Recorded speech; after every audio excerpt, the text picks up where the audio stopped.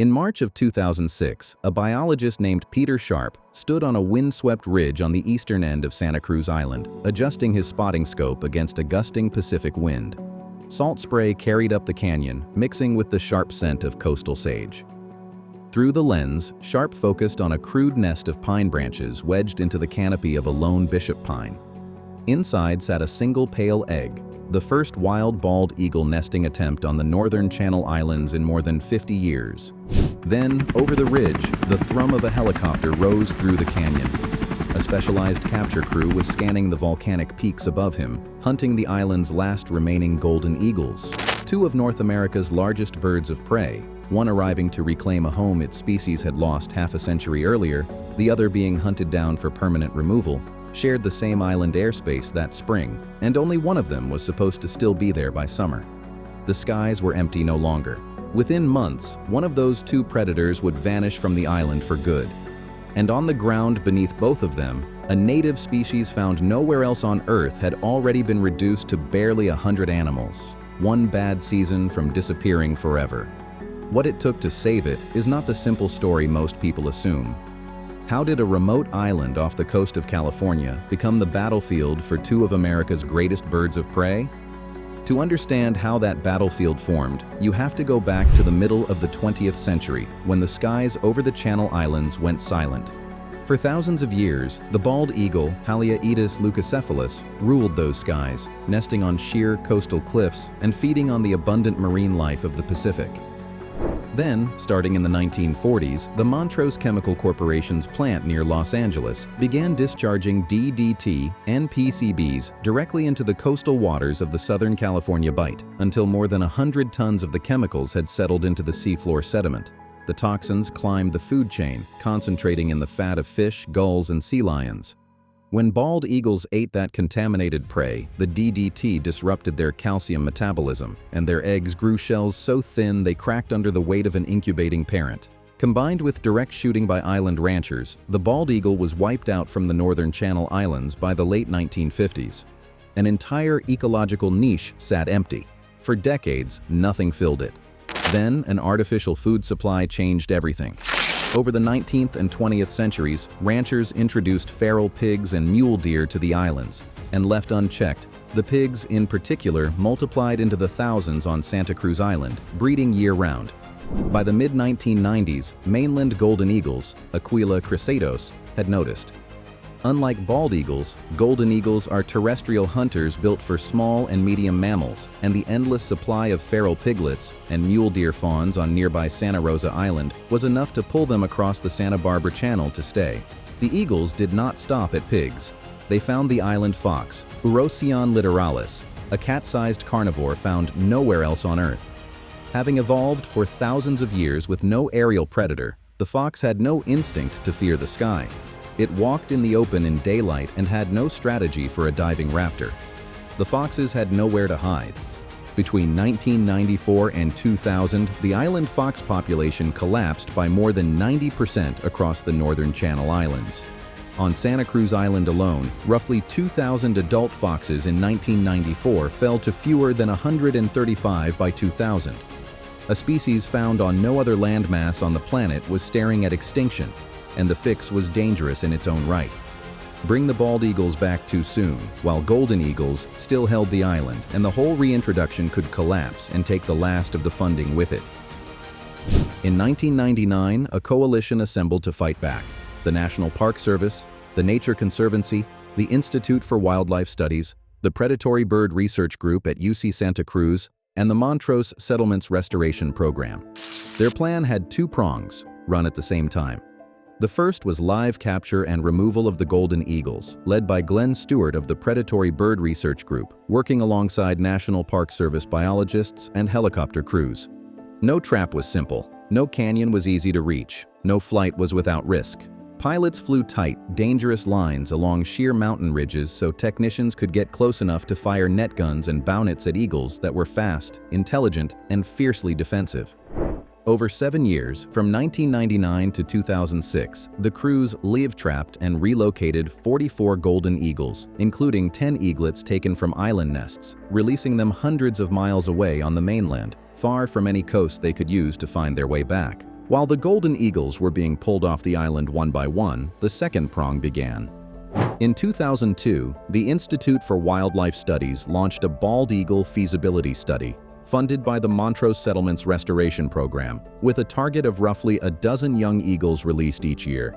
Between 2002 and 2006, 61 juvenile bald eagles, collected from wild nests near Juneau, Alaska, or hatched at the San Francisco Zoo's Conservation Center, were brought to 2 hacking towers on remote Santa Cruz Island cliffs.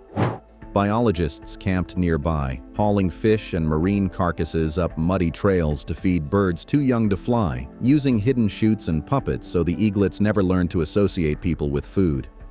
As the campaign ran, the research kept overturning what biologists thought they understood. The golden eagle problem, it turned out, was not wildlife behaving normally in a wild landscape. It was a textbook case of hyperpredation. The pigs subsidized golden eagle numbers far beyond what the island's native prey could ever support on its own. The eagles did not need the foxes to survive. They killed them almost incidentally, and that incidental killing was enough to erase 90% of the population. It also meant the fox crash had never been about disease or lost genetic diversity, the explanations early observers reached for.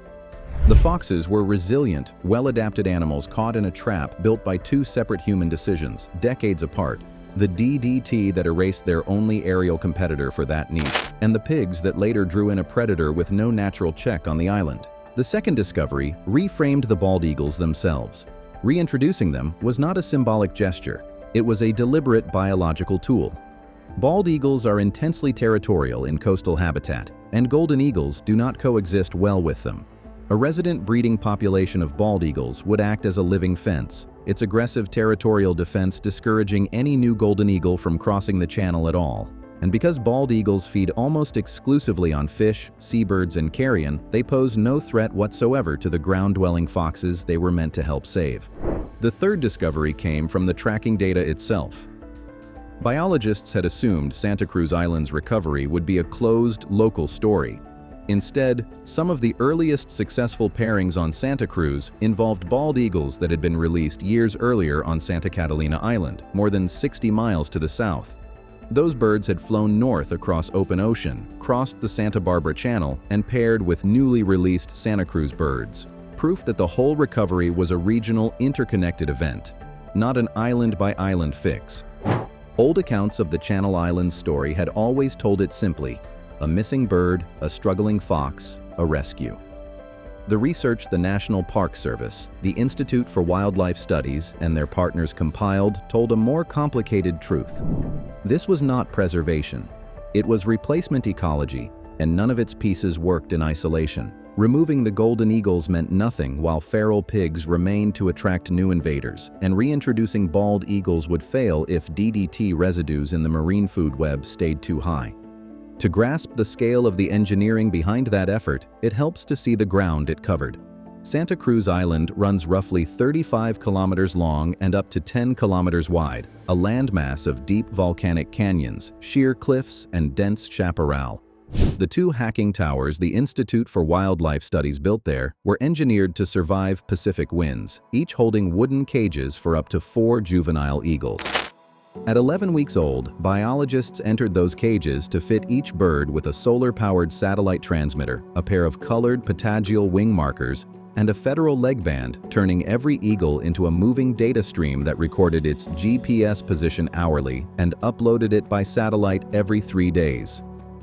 At 12 weeks, when flight feathers were fully grown, the cage fronts opened and the birds flew for the first time. All of that tracking existed to counter what these eagles were up against. A golden eagle can carry a wingspan past 2 meters, strike with hundreds of pounds of force in its talons, and stoop toward prey at speeds researchers have clocked well over 100 miles an hour. An island fox weighing 4 or 5 pounds, with no camouflage and no instinct to hide from the sky, had no answer for that. This brings us to a real, two-sided question at the center of modern conservation. Is it ethically justifiable to spend millions of dollars capturing and deporting a native North American predator, the golden eagle, because human activity altered the food web and put another native species at risk? Or should we accept that once we've changed a landscape this much, the more honest choice is to let it find its own new equilibrium, even if that means letting a species like the island fox disappear? Drop your answer in the comments. This argument still divides wildlife biologists today. As the campaign entered its final stretch, the balance on the island kept shifting. Released bald eagles were holding territory along the cliffs, while helicopter crews wore down what remained of the golden eagle population. In late June of 2006, the last breeding pair of golden eagles on Santa Cruz Island was finally captured by net gun from a low-flying helicopter, its chick pulled for fostering on the mainland. The final 3 birds of the 44 relocated in total. That same spring, the egg Peter Sharp had been watching hatched without any human help. The first wild, unassisted bald eagle hatch on the northern Channel Islands in nearly 50 years. Biologists identified the parents by their wing markers, male K10 and female K26, and a second pair fledged a chick from a nest at Malva Real that same season. 15 years after the island fox population first began its collapse in 1994, the recovery finally had a number attached to it that made it real. By 2009, an estimated 40 bald eagles were living on the northern Channel Islands, breeding and raising young without human intervention. No longer an experiment, but a self-sustaining population. By 2015, biologists banded what they believed was the 100th wild-hatched bald eagle chick born on the islands since the reintroduction began. But the hatch was only the beginning of the work. It set off a cascade of fixes that had to hold, or the whole recovery would unravel. The pigs came first. Between April 2005 and July 2006, the Nature Conservancy and the National Park Service ran a fenced helicopter and dog eradication campaign that removed more than 5,000 feral pigs from Santa Cruz Island at a cost of nearly $5 million, severing the food supply that had drawn the golden eagles there in the first place. Next came the chemistry. Biologists kept sampling fish, gull eggs, blood, and feathers for years afterward to confirm that DDT and PCB residues in the marine food web were finally low enough for eagles to reproduce safely long-term. Then came the foxes themselves, too depleted to recover unaided. A captive breeding program raised kits in predator-proof pens for release once golden eagle predation had stopped, and veterinary teams fanned out across the island vaccinating hundreds of wild foxes against canine distemper. As the destructive pigs disappeared, native vegetation came back and stabilized the island's volcanic soils, work that eventually included restoring a coastal wetland at Prisoners Harbor, where engineers tore out century-old ranching berms to reconnect a creek with its historic floodplain. And the final crisis was almost absurdly modern. The sheer volume of GPS data pouring in from dozens of tagged eagles required biologists to build custom database and mapping systems just to keep up, turning fieldwork into a data science operation.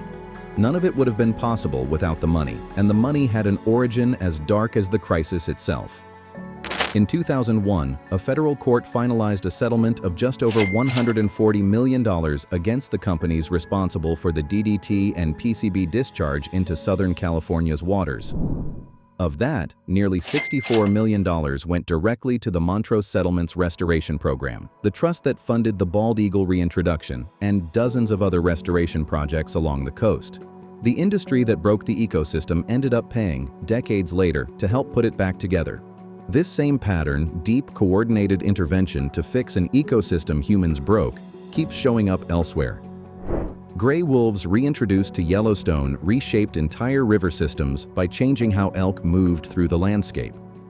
In the Everglades, biologists still wage a running battle against invasive Burmese pythons to protect native mammal populations.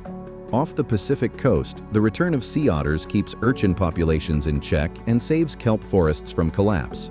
Ecosystems are not collections of independent species. They are webs, and pulling one thread unravels the rest of the tapestry. Putting it back requires treating the whole system, not one species at a time. Peter Sharp still directs bald eagle monitoring on Santa Cruz Island today, watching over the nesting territories he first began tracking in 2002. Glenn Stewart's capture crews are long gone from the island's skies. In their place, Santa Cruz Island has become one of the fastest conservation turnarounds on record. The island fox, once down to barely 100 animals, was fully delisted from the Endangered Species Act in August of 2016, the fastest recovery of any mammal in the law's history. Bald eagles now nest across all 4 northern Channel Islands, their cries echoing over cliffs that were silent for 50 years. Humans can dismantle an ecosystem astonishingly fast. This story is proof that, with enough money, patience, and stubbornness, they can also rebuild one.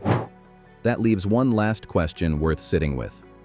If a restored ecosystem only survives because of permanent human monitoring, tracking transmitters, and ongoing management, is it truly wild again? Or have we simply built a more convincing cage? Leave your answer in the comments. I want to hear where you land. Next time, we travel to another remote landscape where a completely different apex predator was brought in to fix a crisis humans caused, and that story is next.